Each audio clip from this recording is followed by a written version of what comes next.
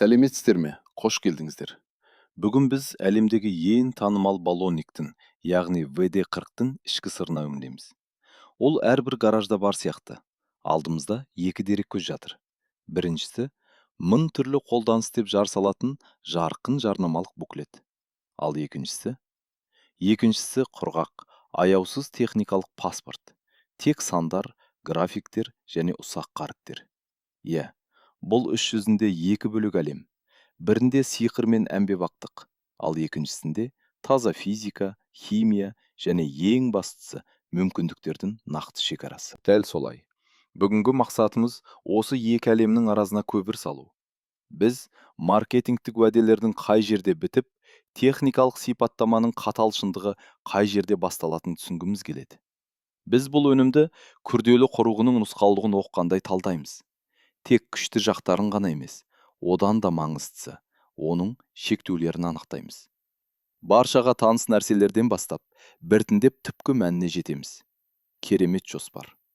Ендеше сыртқы қабығынан, яғни жарнамалық уәделерден бастайық. Сонымен, бірінші, яғни маркетингтік дереккөз бізге не дейді? Ол ВД-40-ты аэрозоль қаптамасындағы швейцариялық пышақ сияқты көрсетеді. 5 негізгі функция: сықырды жояды, ылғалды ығыстырады, тоттан қорғайды, тазартады және майлайды. Кейбір нұсқаларда жылтыратады деп те қосады.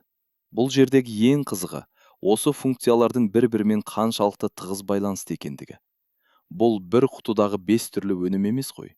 Мысалы, оның ылғалды ығыстыру қабілетін алайық. Бұл тоттан қорғаудың негізі. Қарапайым тілмен айтқанда, су жоқ болса, тот та жоқ. Және дәл осы қасиет оған су тиген электр контактілерін тірілтуге мүмкіндік береді. Ол ток өткізетін суды іс жүзінде итеріп шығарып, оның орнын өзі басады. Яғни диэлектрикке айналады. Құжатта өте өмірлік мысалдар келтірілген. Сықырды жою. Бұл классика ғой. Есік топсалары, кеңсе креслоларының дөңгелектері, балалар әткеншегі. Бір сарынды сықырмен жүйкеге тиетінің бәрі деңізші. Яғни бұл жүктемесі аз тапсырмалар. Ешкім онымен көтергіш кранның редукторын майлауды ұсынбайды ғой. Орынды айттыңыз. Әрі қарай ылғал мен тоттан қорғау. Бұл енді маңыздырақ. Сарайда ұмытылып қалған бақша құралдары, қыста қатып қалу мүмкін құлыптар. Және әрине, автокөліктегі аккумулятор клеммалары. Міне, осы жерде ылғалды ығыстыру қасиеті толық күшінде көрінеді. Аккумулятор клеммаларында ол тотығудың алдын алады және сенімді контактыны қамтамасыз етеді. Айтпақшы, бұл қыста стартер әрең айналып, мәселе аккумулятордың отырғанында емес, клеммалардың тотығып, машар контакт беруінде болған кездегі жағымсыз жағдайдан құтқарады ғой. Дәл солай, ұсақ түйек көрінгенмен, эвакуатор шақырудың алдын алуы мүмкін. Тізім бойынша әрі қарай бізде не бар? Тазарту. Иә, мұнда қолдану аясы таңғаларлық. Көлік кузовынан битумдақтарын кетіруден бастап, скотч пен жапсырмалардың ізін жоюға дейін. Дереккөз тіпті кілемдегі жабысқан сағызды да алып тастауға болады деп сендіреді. Бұған оның құрамындағы мұнай еріткіштері жауап береді. Олар осындай жабысқақ, тұтқыр заттарды өте тиімді жібітеді. Негізінде ВД-40 бұл лак бояу жабындарының көбісін зақымдамайтын өте нәзік еріткіш деуге болады. Бірақ көбісін деген сөзге әлі ораламыз. Бұл сеніңіз, өте маңызды сәт. Жарайды. Сонымен көз алдымызға керемет бейне елестеді. Жүздеген тұрмыстық мәселені шешетін бір баллончик. Бірақ мұның бәрі шындыққа жанасу үшін тым жақсы естіледі. Бірақ деген жері жоқ па? Бұл қорғаныс қаншалықты ұзаққа шыдайды? Ол толыққанды майлау бола ала ма? Міне, осы жерде бізге екінші құжат қажет болады. Әбден келісемін. Жарнамалық ұрандардан зертханалық сынақтарға көшейік. Жақсы, тоттан қорғау. Тұрмыстық деңгейде түсінікті сияқты. Ал сандар не дейді? Бұл қорғаныс шын мәнінде қаншалықты тиімді? Дереккөзде стандартты өнеркәсіптік сынақтың нәтижелері келтірілген.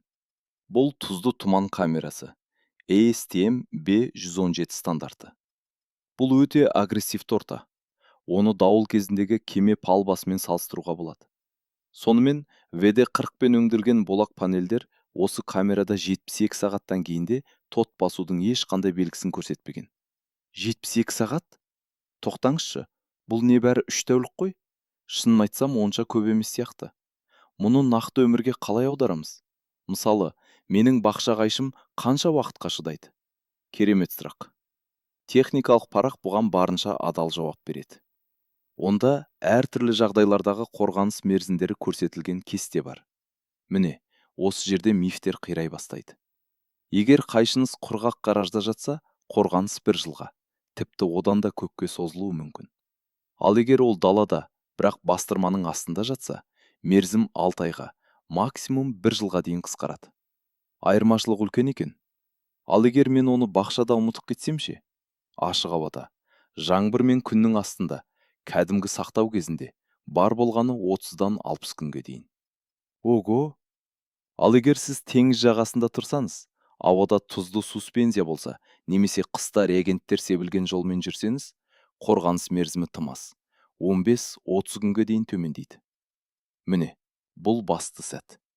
Яғни бұл консервация емес, бұл жедел жәрдем сияқты нәрсе. Қорғаныс мәңгілік емес, және үнемі жаңартып отыруды талап етеді. Дәл солай, өндірушінің өзі де осыны айтады. Қорғанысты ұзарту үшін қайталап жағу қажет. ВД-40 өте жұқа үлдір жасайды. Ол уақыт өте келе сумен шайылып, немесе үйкеліп кетеді. Бұл қою консервант емес, бұл жедел құрал. Бұл түсінікті. Бірақ баллончикте майлайды деп үлкен әріптермен жазылған. Біз бәрін майлаймыз ғой. Топсалардан бастап велосипед шынжырына дейін. Сандар не дейді? Бұл шынымен толыққанды майлау ма? Құжатта үйкелістің динамикалық коэффициенті бар кесте келтірілген. Қорқынышты естіледі. Келіңіз, қарапайым тілмен түсіндірейік. Елестетіңіз, сіз едендегі ауыр жәшікті итеріп жатырсыз. Бұл тест біз еденді осы спреймен майлағаннан кейін жәшікті итеру қаншалықты жеңілдейтінін өлшейді. Коэффициент неғұрлым төмен болса, итеру соғұрлым оңай. Қызығы сол, аз қысым кезінде жәшік жеңіл болғанда коэффициент өте төмен, 0,112 мыңдық. Бұл керемет көрсеткіш. Тоқтаңыз. Яғни, үйкеліс коэффициенті қысым артқан сайын өсе ме? Мен майлау, ол қашанда майлау деп ойлайтынмын. Бұл интуицияға қайшы сияқты. Неге олай? Тамаша сұрақ. Ол мәселенің тура түбіріне үңіледі. Коэффициент шынымен де өседі. Қысым 30 есе артқанда 0-ден 146-ға дейін жетеді. Себебі ВД-40-тың майлы үлдірі тым жұқа. Жоғары қысым кезінде біздің жәшік тым ауыр болғанда, бұл үлдір жай ғана контакт аймағынан сығылып шығады да, металға үйкеле бастайды. Ал қою, консистенциялы майлар, керісінше, осындай қысымға төтеп беретін қалың, берік қабат түседі. Енді түсінікті. Яғни, ВД-40 есік топсасы, немесе құлып үшін идеалды майлау. Өйткені онда жүктеме аз. Бірақ ол автомобиль доңғалағының подшипнигіне, немесе дрель редукторына мүлдем жарамайды. Дәл солай. Велосипед шынжырын майлауға болады әрине, бірақ бұл өте уақытша шешім. Майлау бірінші шалшықтан кейін ақ жуылып кетеді де, жол шаңын жинап, абразивті пастаға айналады. Шынжырлар үшін арнайы шынжыр майлар бар. Бұл өте маңызды нақтылау. Жарайды, көзіме түскен тағы бірнеше санды талдайық. Температуралық режим. Мұнда да тосынсыйлар бар сияқты. Қандай тосынсыйлар? Бір жағынан, қату температурасы -73 градус Цельсийден төмен. Бұл дегеніміз, ол тіпті арктикалық жағдайда да қатпайды, және аққыштығын сақтайды. Автокөліктің мұздап қалған құлтына қорықпай себе беруге болады. Ал екінші жағынан, жоғарғы шегі қандай? Ал екінші жағынан, тұтану температурасы. Бұл өнім буының кішкентай ұшқыннан тұтанып кету температурасы, және ол бар болғаны 43 градус Цельсий. Бар болғаны 43 градус ба? Бұл краннан ағатын ыстық судың температурасы ғой. Яғни жазда, күн астында, баллончик қауіпті температураға дейін қызуы мүмкін бе? Дұрыс. Бұл өнімнің тез тұтанатынын білдіреді. Оны ашық оттың жанында, қызып тұрған бөлшектерге, немесе жұмыс істеп тұрған қозғалтқышқа себуге қатаң тыйым салынады. Бұл жай ғана кеңес емес, бұл қарапайым қауіпсіздік мәселесі. Жақсы, ең бастысына үйлесімділікке көшейік. Жарнама оның барлығына дерлік қауіпсіз екенін айтады. Бірақ техникалық парақ менің түсінуімше өз түзетулерін енгізеді. Әсіресе пластик пен резеңкеге қатысты. Иә, дайындықсыз қолданушы үшін ең үлкен қауіп осы жерде жатыр. Қарапайымнан бастайық. Құжатта өнімнің құрамында силикон, керосин немесе тефлон жоқ екені айтылған. Негізінде бұл сапалы мұнай майлары мен еріткіштердің қоспасы. Резеңкеге, мысалы, көліктегі есік тығыздағыштарына келсек, қысқа мерзімді контакт, сеуіп, сүртік тастау ештеңе білдірмейді. Бірақ резеңке бөлшектерді ВД-40-та ұзақ уақыт салып қоюға болмайды. Резеңкенің кейбір түрлері ісініп кетуі мүмкін. Ал пластик ше? Мына жерде ит көмілген сияқты ғой. Дәл солай. Бір жағынан кәдімгі пластиктердің көбісі, мысалы канистр жасайтын полиэтилен, полипропилен, нейлон, винил, олар абсолютті тұрақты. Тест бойынша олар ВД-40-та толық батырылған күйде 168 сағат шыдаған. Ешқандай салдары болмаған. Қауіпсіз естіледі. Сонда қауіп неде? Екі өте кең тараған, бірақ ерке материалды екен ғой. Дереккөз қою қаріппен ескертеді. Мөлдір поликарбонат пен полистирол ВД-40-пен жанасқанда жарылуы немесе тіпті қақ айырылуы мүмкін. Охо, бұл енді маңызды. Ал бұл пластиктер тұрмыста қай жерде кездеседі? Қымбат затты білдіріп алмас үшін білу керек қой. Ең күтпеген жерлерде. Мөлдір поликарбонат бұл қазіргі көліктердің фараларының қақпағы, қорғаныш көзілдіріктер, шлемдер, электр құралдарындағы мөлдір қалқандар, кейбір смартфондардың корпусы. Полистирол көптеген тұрмыстық техниканың корпусы, тоңазытқыштың ішкі қаптамасы, бір реттік ыдыс-аяқ. Яғни мен фардағы жабысқан жәндікті кетіру үшін ВД-40 сепсем, ол жай ғана жарылып кетуі мүмкін бе? Дәл солай. Менің бір танысым көлігінің күңгірттенген фарасын ВД-40 арқылы жаңартқысы келген. Жылтыратып кірді кетірмек болған. Бір сағаттан кейін фара өрмекшінің поры сияқты ұсақ жарықшақтарға толып кетті. Сұмдық қой. Фараны толық ауыстыруға тура келді. Бұл поликарбонаттың қасиеттері туралы қымбат сабақ болды. Бірақ бұл неге болады? Ол пластикті ацетон сияқты еріте ме? Жоқ. Механизм басқаша және әлде қайда қу. Бұл кернеу астында жарылу деп аталады. ВД-40 құрамындағы еріткіш пластиктің микроскопиялық тесіктері мен ақауларына еніп, ішкі байланыстарды бұзады. Бұл әсіресе пластик ішкі кернеуде тұрған жерлерде, мысалы детальдің иілген жерінде, немесе бекіткіш тұстарында өте тез жүреді.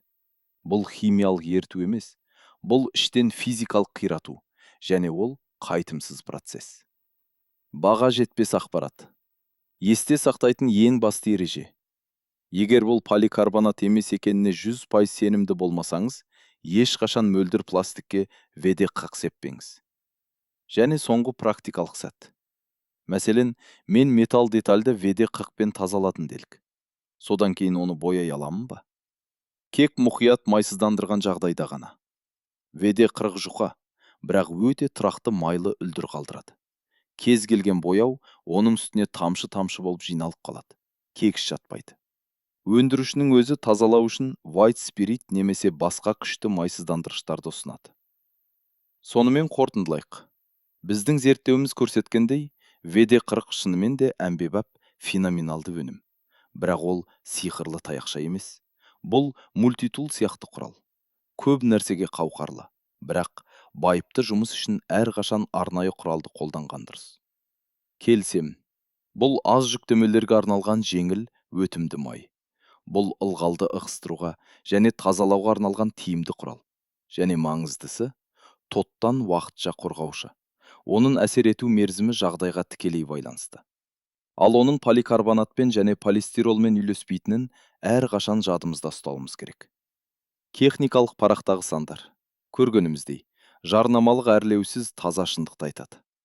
Техникалық парақта көрсетілгендей, ВД-40 құрамының шамамен 70% ұшпа заттар, яғни еріткіштер, тек 30% ұшпайтын майлар. Осы пропорция оның жұмыс принципін түсіндіреді. Еріткіш майды саңылауларға терең жеткізеді де, буланып ұшып кетеді. Артында сол жұқа қорғаныш үлдірді қалдырады.